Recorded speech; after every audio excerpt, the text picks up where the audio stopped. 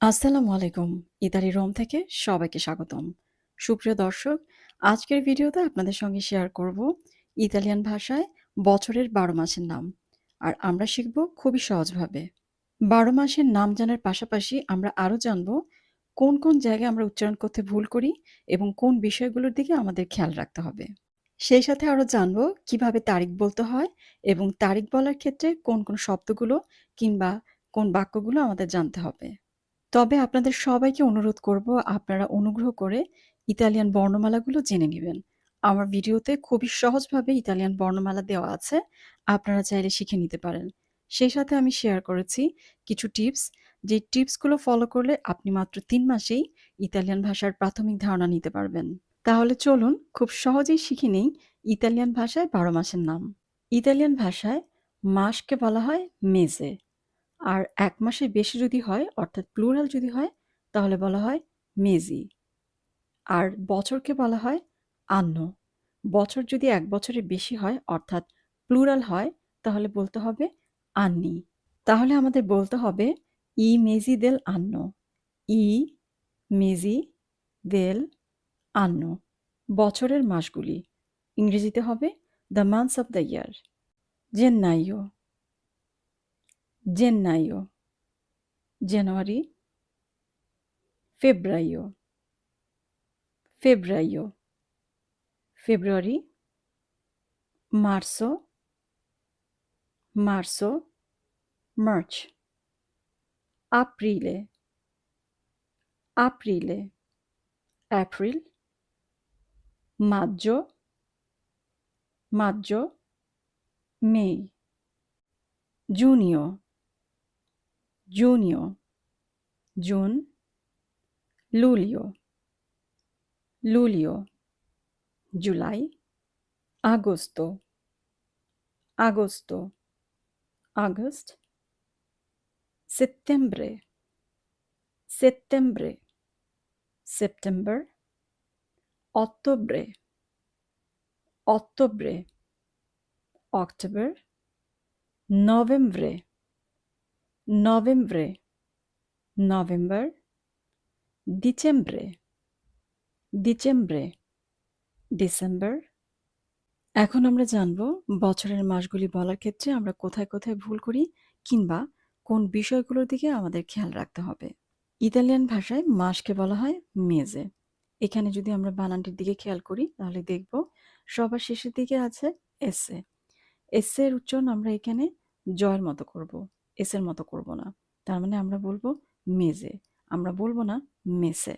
ঠিক একইভাবে মেজির ওখানে আমরা বলবো মেজি, আমরা বলবো না মেসি। জেন্নাইও, জেন্নাইও বানানের দিকে খেয়াল করলে দেখব সবার প্রথমে আছে জি।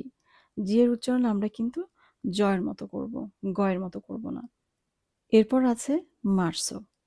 মার্সোর সবার শেষের দিকে যদি আমরা বানানটি দেখি তাহলে দেখব জেতা আছে। জেতার উচ্চারণ সাধারণত জা এভাবে উচ্চারণ হয়, কিন্তু এখানে জায়ের মতো উচ্চারণ হবে না, হবে দন্তার স এর মতো। আমরা উচ্চারণ করব মার্সো, বলবো না মার্জো। এরপর আছে মাজ্জো। মাজ্জো মানে হচ্ছে মেয়ে।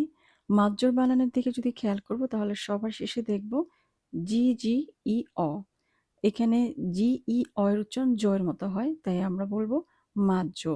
এখানে কিন্তু আমরা গ এর মতো উচ্চারণ করব না জি আছে বলে। জুনিয়র, জুনিয়র বানানটির ক্ষেত্রে একটু খেয়াল রাখবো, সেটি হচ্ছে জি ই উ, এই ৩টি বর্ণ মিলে হবে জু।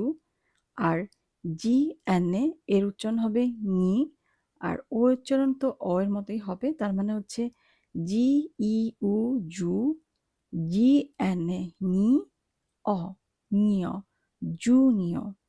লুলীয় বানানটির দিকে খেয়াল করি, এখানে আছে এল এ উ, এই উচ্চারণ হবে লু।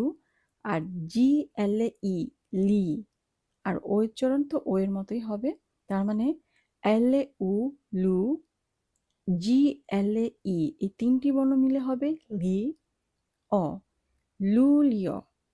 সেপ্টেম্বরে, এখানে বানানটির দিকে একটু খেয়াল করে, এখানে ডবল টি আছে। টি এর উচ্চারণ ইটালিয়ান ভাষায় ত এর মতো হবে, কাজে আমরা এখানে ট উচ্চারণ করব না, আমরা ত উচ্চারণ করব সেপ্টেম্বরে। অক্টোবরে, এখানেও ডবল টি আছে, এখানে আমরা ত এর মতো উচ্চারণ করব অক্টোবরে।